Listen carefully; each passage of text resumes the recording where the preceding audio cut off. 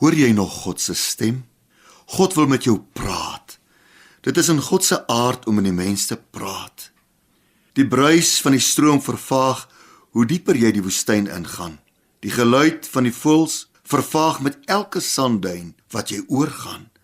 Net so vervaag die stem van God met elke tree verder in jou geestelike woestyn.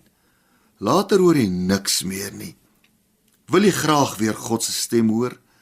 Kom in die woord. Die woord is die vertrekpunt. Begin weer daar sy stem hoor. Hebreërs 4 vers 12 sê, sy woord is lewend en kragtig. Daarom, begin weer en lees sy woord. Sy woord sal jou lewendig maak. Sy woord sal 'n nuwe bekragtiging en lafenis in jou bewerk. Want God se stem maak lewendig en sy stem is ook in sy woord. Jeremia 23 vers 29 sê, God se woord is 'n vuur. 'n Vuur knetter, dit praat. Vuur gryp jou vas, die vlam praat met jou. Kom weer in die woord en hoor die vuur van God. Dit knetter en vlam en praat in jou binneste. Dit is die vuur van die Heilige Gees.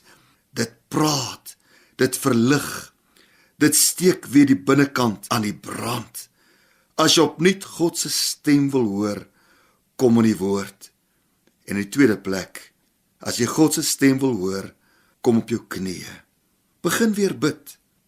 Kom op die plek waar jy alleen met God kan wees. Al is dit aan die begin flou en hakkelrig en vlak, begin net en bid. Praat met die Here en stelselmatig sal jou siel verdiep en sensitief raak. En jy sal 'n gesuis van die wind opmerk. Die wind van die Heilige Gees wat deur jou gees begin waai en jy sal weer sy stem hoor. Hemelse Vader, praat met ons. Daar is nie 'n stem soos u stem nie.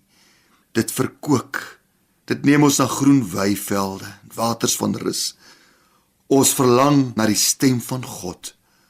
Praat met ons, Here. Ek bid in die naam van Jesus Christus.